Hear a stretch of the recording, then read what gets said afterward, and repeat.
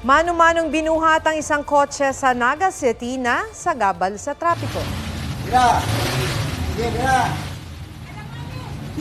Isang oras ngang hindi makaalis ang sasakyan na yan at di pa makita ang driver ng sasakyang nakaharang. Dahil hindi talaga kasya kahit anong maniobra. Nagtulungan ang mga kawani ng Public Safety Office para maialis ang kotse. Sira raw ang tow truck ng lungsod. Pinaghahanap na ang driver ng kotse para mapatawan ng kaukulang parusa. Huwag magpahuli sa mga balitang dapat ninyong malaman. Mag-subscribe sa GMA Integrated News sa YouTube.